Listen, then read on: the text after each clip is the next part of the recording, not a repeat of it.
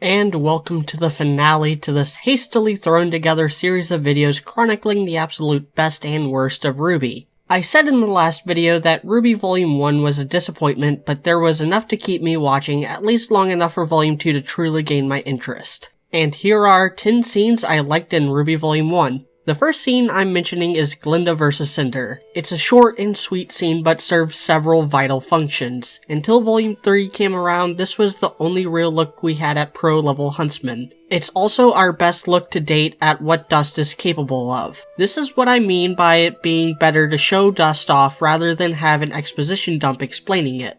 More importantly, it sets up a bit of a skill ceiling. I'm an absolute sucker for this kind of theming. I love it when a main character gets a taste at what the endgame is going to be like this early on. The second scene also comes from the first episode. Ozpin's introduction raises several mysteries the right way, and this is actually an organic way to introduce the inciting incident. If RWBY Volume 1 was good, then everything from this point onward would be part of the chain of causality that can trace itself back to RWBY being let into Beacon 2 years early. But even without that, the fact that this scene is staged like an interview allows an organic way for RWBY to explain her motives for becoming a huntress, and those motives were the most well fleshed out in the entire series until Volume 5 refused to do anything with her. The third scene is, oddly enough, Jean's introduction. I'm actually glad they introduced a weak character this early on. Because of the trailers, they basically ruined the chance of having an underpowered character in the titular team. He was in a good position to be the audience surrogate for the volume, and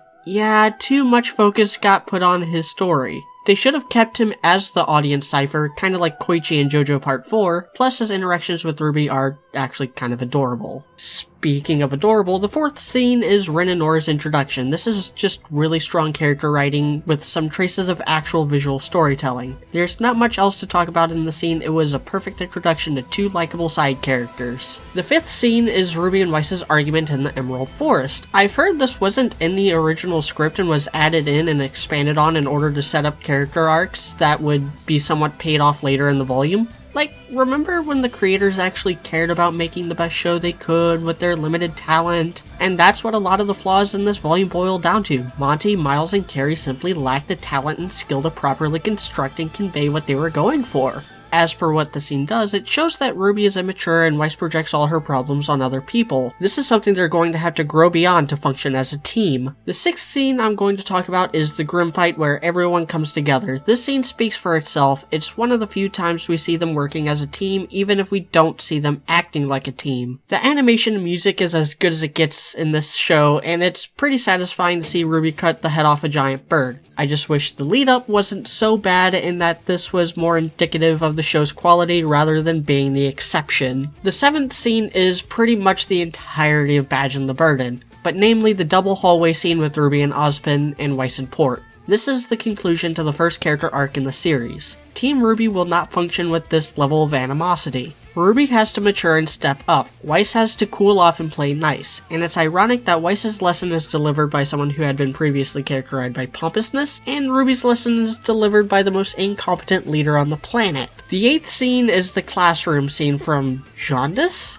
Yes, there are good things in the bully arc, and this is more of a personal taste for me since I'm a teacher, but the show is set in a school. It's a perfect setting for delivering exposition in a realistic way, and they do. We learn about the Faunas and their problems at the same time we're learning that Jean is lazy. And this exposition is delivered by Oobleck, making his first impression courtesy of Joel Heyman selling this fast-paced monologue. The ninth one is a scene that simply warms me up inside. RWBY's conversation with Jean is dumb.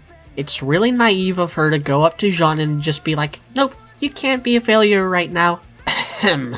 But I ship these two very hard and I see what they were going with. This is the first time we see RWBY doing anything meaningful after her conversation with Ozpin, and she's taking his advice and sharing with Jean during his arc. This is also the last time she'd do something meaningful until around halfway through Volume 2. So the actual advice might be dumb, but the execution and intent behind the scene is admirable. And the last scene I want to talk about is Sun's introduction, which leads to Blake's and Weiss' argument. There's dumb things within the sequence primarily from Blake's end, But between this, the Emerald Forest, and Badge and the Burden, Weiss is the main antagonist of the volume, and she goes through an arc where she has to learn to be more cooperative and understanding of her teammates. And it doesn't outright condemn her either. Her first impression of Sun is him breaking the law as a stowaway. She's seen firsthand what Blake still refuses to admit. The White Fang is full of liars, thieves, and murderers. Because of everything that has happened in her life, Weiss doesn't trust anybody, especially when that somebody could be a White Fang agent looking to kidnap or assassinate her.